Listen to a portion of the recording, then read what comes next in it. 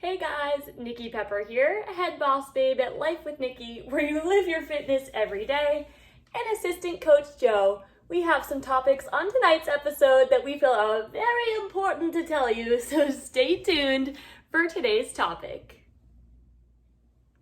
Strategies to track your progress that go beyond just the number on the scale. Starting with a little quote for you guys: if you're not tracking, you're guessing. I'm going to give you my top tips on how to track your progress, both in terms of looks as well as performance. So grab a pen and paper, take some notes, and it's time to get your progress right on track. The first component I would like to discuss is why we don't want to use just the number on the scale to be tracking our progress. Simply put, we want to be taking notes of our body composition rather than that number. Reason for that being is your muscle weighs more than fat. So let's say, for example, you lost 3 pounds of body fat, but you put on 3 pounds of lean muscle. Now you're going to look a lot different and feel a lot better than you did, even though that scale has stayed the exact same. So for that reason, we use that scale as a tool, but we want to have some other tools in our toolbox to make sure we're staying on track.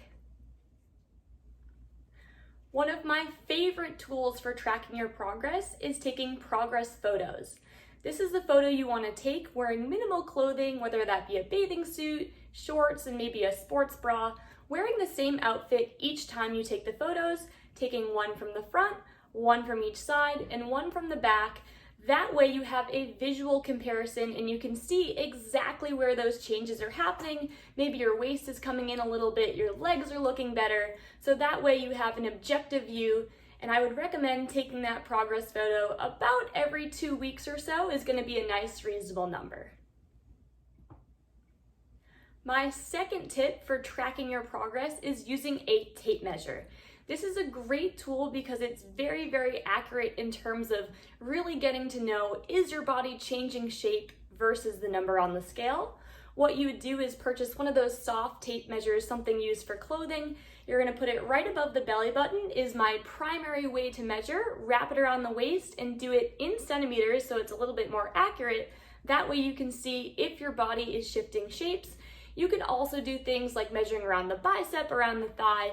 It gets a little more complicated to find the exact spot. So if you're just starting off with tracking, try measuring right at the belly button. Hopefully your belly button isn't changing, so try that one out and see those changes happening right before your eyes. My third tip for tracking your progress, and this is the easiest, the quickest one to do, is check in with your same, maybe your goal outfit, like you have an outfit that you just used to fit into, or you really want to wear it, you want to rock it to your next event. See how it's fitting. Is it tight? Is it getting looser?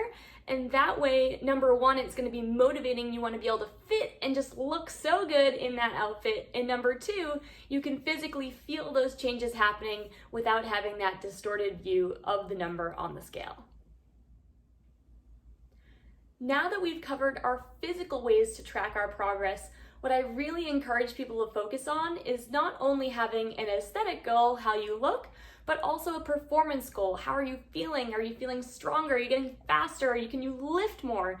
Those are going to be just as exciting and just as important, and it's going to keep you motivated on both ends of the spectrum. 2 examples of some goals that you could set for a performance goal is a number of weights you're hitting on a certain lift. Maybe you started back squatting recently and you're just able to do the bar. Let's aim for, in a month or 2, putting some plates on there and see if you can add, 10, 15 pounds to that weight if you're just getting started. My second kind of tactic here, maybe you're training for your first 5K or a half marathon. Take a look at your mile time and see if you're getting faster from there. Another very standard way to measure. My final piece of advice I'll leave with you guys on strategies how to track your progress. Find either a coach or an accountability buddy who's going to be there to hold you accountable for tracking and making sure that you're staying on track. Set up times at a recurring time each week, each month, bi-weekly. I would recommend once a week is going to get you to be the most consistent. Every 2 weeks, that's a nice happy medium. And at the very least, once a month, making sure that you're still progressing towards those goals.